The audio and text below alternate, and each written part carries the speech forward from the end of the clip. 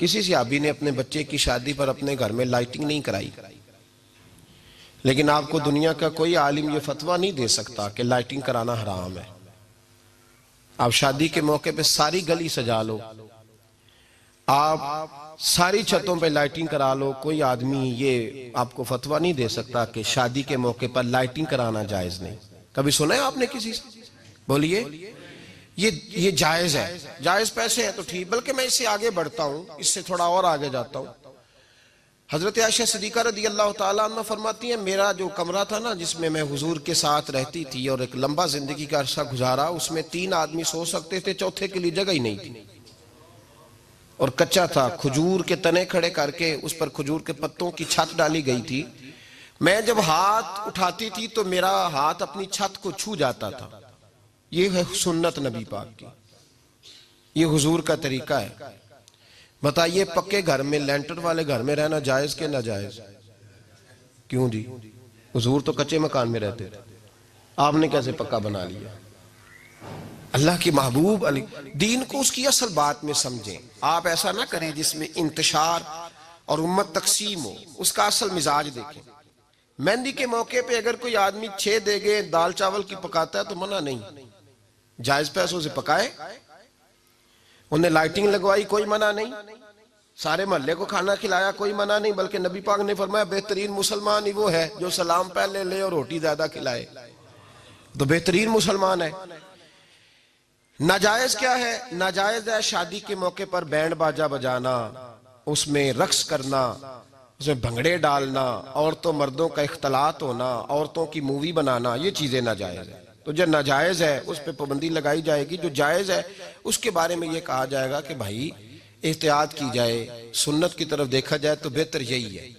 लेकिन अगर कोई किसी आदमी के पास जायज पैसे हो, वो 100 कनाल के घर में रहे, अगरचे सुन्नत ये नहीं, पर ये तो कोई फतवा नहीं ना दे सकता कि हराम है तेरा 100 कनाल के घर में रहना। क्या है फतवा कहीं आपने सुना?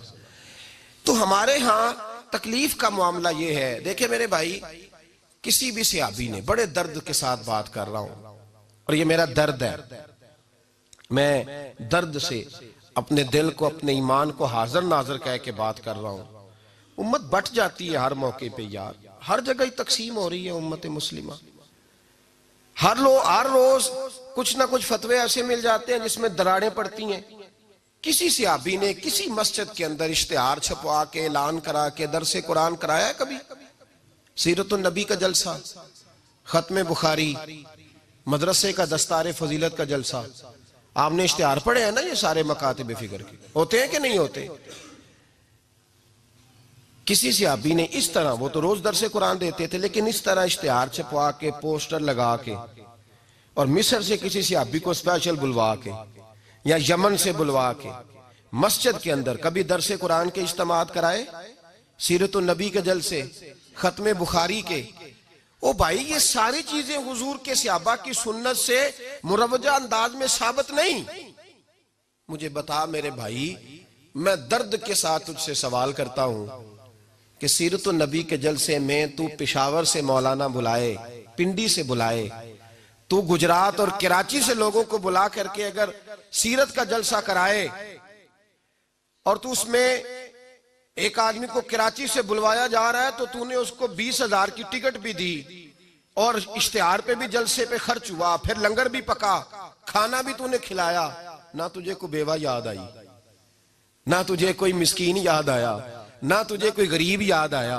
हालांकि कहना चाहिए था ना, ये जो लाख रुपया लग रहा है किसी बेवा की खिदमत कर देनी चाहिए, यतीम को दे देना चाहिए। दर्द के साथ बात कर। सवाल मेरा ये है कि वही काम जो सीरत के जलसे में होते हैं, पहले तिलावत होती है, फिर नात होती है, फिर किसी आलिम का बयान होता है, वही काम सिर्फ नाम बदल के किया जाए, ईद मिलादुन नबी नाम रखा जाए सल्लल्लाहु अलैहि वसल्लम। ये मैं आपके ज़हनों पे दस्तक दे रहा हूं, तकरीर नहीं कर रहा, सिर्फ दस्तक दे रहा। ओ भाई देखो, एक आदमी वही काम नाम बदल के करे तो जायज है,